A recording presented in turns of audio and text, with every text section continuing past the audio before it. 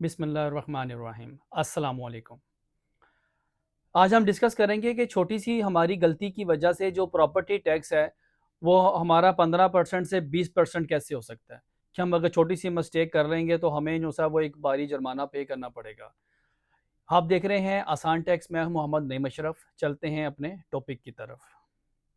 हमने अपनी last video में डिस्कस किया था कि जब भी आप अपनी प्रॉपर्टी को सेल परचेज करते हैं तो उसके अंदर कुछ चीज़ें बहुत इंपॉर्टेंट होती हैं जो आपको अपने बहुत उसको ध्यान से देखना होता है। सेक्शन हमारे पास है 75A। उसके अंदर बहुत क्लियरली बताया गया है कि आपने जो भी अपनी प्रॉपर्टी का काम करना है उसकी जो अमाउंट आपने पे करनी है वो किस किस कैटेगरी में और कैसे कैसे पे करनी है। अगर आपकी जो प्रॉपर्टी है वो 5 मिलियन से कम है, यानी आपकी जो प्रॉपर्टी की जो प्राइस है वो 50 लाख से कम है, तो आप उसको कैश में पे कर सकते हैं। उसके अंदर ये बताया गया है। लेकिन अगर आपकी जो कोई प्रॉपर्टी है वो उसकी जो प्राइस है वो 50 लाख से ज़्यादा है, 5 मिलियन से ज़्यादा है, तो उसकी जो कीमत है आपने उसकी जो अदायगी करनी है वो अपने बैंक के ज़रिए करनी है। ऑनलाइन बैंक के ज़रिए कर दें, बैंक ड्राफ्ट के ज़रिए कर दें, आप पे ऑर्डर के ज़रिए कर दें, यानी उसके अंदर बैंकिंग चैनल का इस्तेमाल होना लाजिम है। अगर आप उसको इस्तेमाल नहीं करेंगे तो आपको बहुत ज़्यादा नुकसान हो सकता है। हम इसको थोड़ा सा एग्जाम्पल से शेयर करते हैं, आपसे मैं शेयर करता हूँ एग्जाम्पल के साथ कि अगर एक पर्सन ए है, उसने एक प्रॉपर्टी परचेज की 4 मिलियन की, 40 लाख रुपए की उसने प्रॉपर्टी परचेज कर ली। ठीक है। अब कुछ देर के बाद उसने प्रॉपर्टी को क्या कर दिया, सेल कर दिया। उसने वो प्रॉपर्टी सेल कर दी 6 मिलियन की, 60 लाख रुपए की। ठीक है। अब 60 लाख रुपए की जब उसने प्रॉपर्टी सेल कर दी तो उसको मुनाफा कितना हुआ, 20 लाख रुपया, जो कि हमारा गेन है। अब गेन के ऊपर गवर्नमेंट ने जो नया हमारा बजट आया उसके ऊपर उसने बताया कि आपके गेन के ऊपर 15% टैक्स आपने पे करना है। ठीक है। ये कब इंप्लीमेंट किया गया, 1 जुलाई के बाद, 1 जुलाई 2024 के बाद।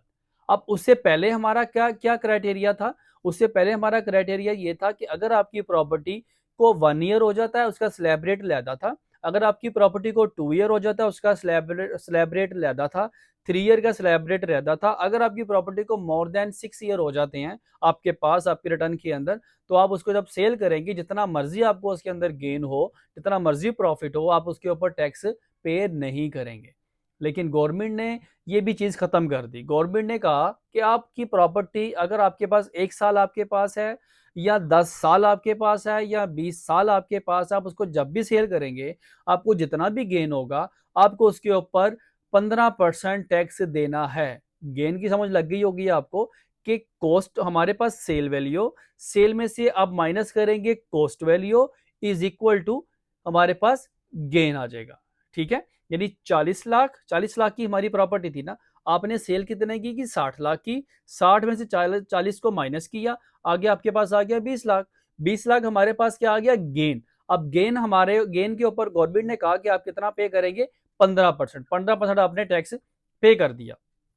अब एग्जाम्पल के अंदर मैं आपको बताता हूँ। अब एफबीआर के जो बैठे होते हैं पर्सन, उनके जेहन में कुछ चीजें शक शक की बिना पर चल रही होती हैं। वो सोच रहे होते हैं कि यार ये जो 2 मिलियन आ रहा है ना, 20 लाख रुपया ये मुझे गेन शो करवा रहे हैं, ये इसको 20 लाख रुपया गेन नहीं हुआ, इसको ना कोई 30 लाख रुपया गेन हुआ होगा।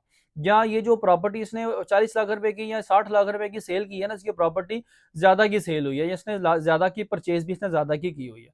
वो आपको किसी तरीके से कोई ना कोई नोटिस डाल देते हैं कि आप उसकी कंप्लाइंस कराएं। अब आपको जब नोटिस आएगा तो आप जब उसके पास जाएंगे, अब आप उसके पास जाएंगे तो जब आपसे कहेगा जी मुझे इसकी परचेजिंग दिखाएं, आप उसको जाके कहेंगे जी मैंने ये जो प्रॉपर्टी है मैंने इसको कैश में परचेज किया है और ये मैंने इसको अपने बैंक में पैसे ले लिए या कैश में पैसे ले लिए और ये देखे ये मेरा गेन आ गया। वो सेटिस्फाइड हो जाएगा। क्यों? क्योंकि 75A सेक्शन के अंदर बताया गया है कि 5 मिलियन तक प्रॉपर्टी आप कैश में परचेज कर सकते हैं। अगर ऑफिसर सेटिस्फाइड हो गया, और होपफुली वो लाजमी होगा क्योंकि आप सेक्शन के अंदर रह के अपना काम कर रहे हैं, आपका नोटिस क्लियर हो जाएगा। अब इसकी हम एग्जाम्पल बी लेते हैं। एग्जाम्पल बी के अंदर होता है कि एक पर्सन है, उसने प्रॉपर्टी परचेज की 8 मिलियन की, 80 लाख रुपए की उसने प्रॉपर्टी परचेज कर ली और उसने कैश में परचेज कर ली। अब उसने कुछ देर के बाद वो प्रॉपर्टी को सेल कर दिया 1 करोड़ 20 लाख रुपए की। ठीक है। अब जब उसने 1 करोड़ 20 लाख रुपए की प्रॉपर्टी सेल हुई तो उसको 40 लाख रुपया मुनाफा हो गया, जिसको हम गेन बोलते हैं। जब 40 लाख रुपया मुनाफा हुआ तो उसने उसके ऊपर 15% टैक्स पे कर दिया और अपनी रिटर्न में उसको शो करवा दिया।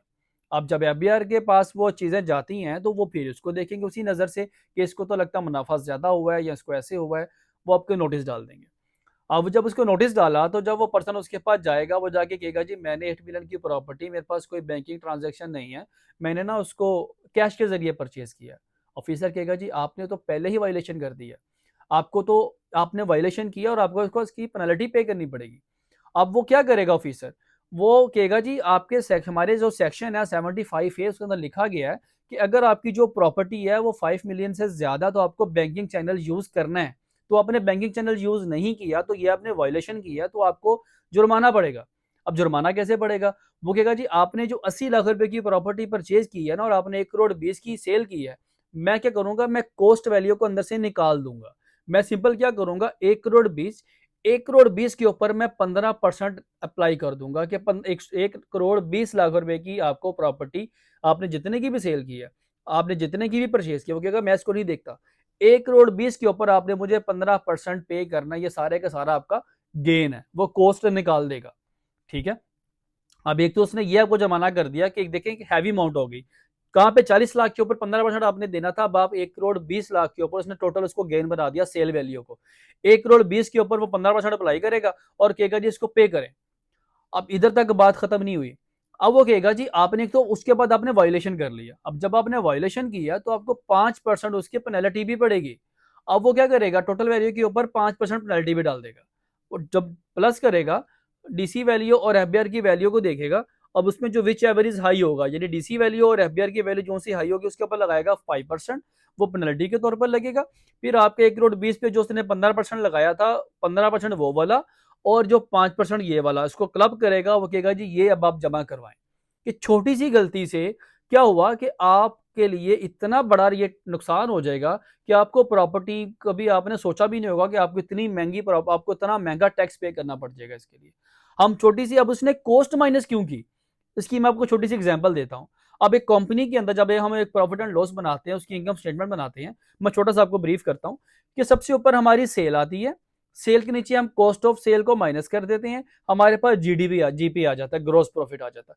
फिर हम लेस क्या करते हैं, अपनी ऑपरेटिंग एक्सपेंसेस, अपने मार्केटिंग एक्सपेंसेस, उसके बाद माइनस करते हैं इनकम टैक्स, उसके बाद हमारे पास नेट प्रॉफिट आ जाता है, ठीक है।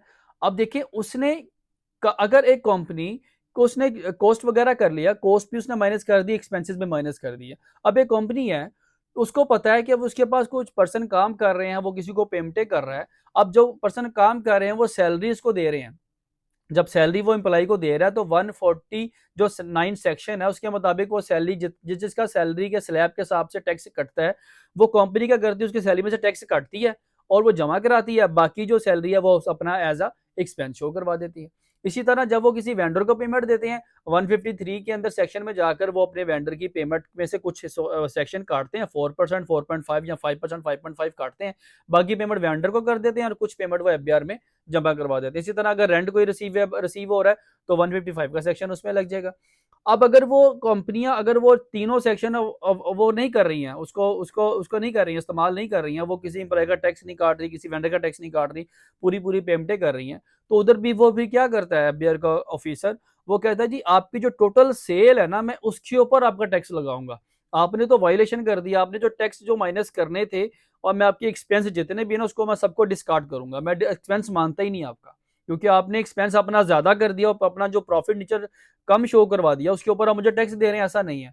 अगर आप वो उसमें से टैक्स की अमाउंट निकालते तो आपके एक्सपेंसेस कम होने थे, आपका प्रॉफिट ज्यादा निकलना था, लेकिन आपने वो काम ही नहीं किया। इस वजह से क्या हुआ कि जब उसने उसको माइनस कर दिया, एक्सपेंस डिस्कार्ड कर दी, तो सारी की सारी उसने सेल को उसका हिस्सा बना दिया गेन का। इसी तरह प्रॉपर्टी में उसने किया कि उसने कॉस्ट वैल्यू को निकाल दिया, उसने सेल की वैल्यू को गेन बना दिया, ठीक है। जब गेन बनाया तो आपको उसके ऊपर ज्यादा भारी टैक्स पे करना पड़ जाएगा।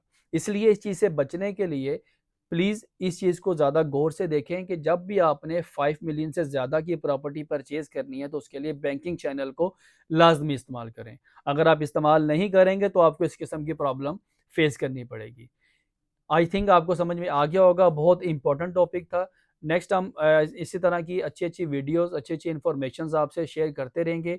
इस टॉपिक के अंदर किसी की कोई सजेशन है, कोई कोई क्वेश्चन है, तो प्लीज़ कमेंट बॉक्स में आप कर सकते हैं। नई वीडियो के लिए दोबारा फिर आपके पास हाजिर होंगे, तब तक इजाज़त दें। अल्लाह हाफिज़।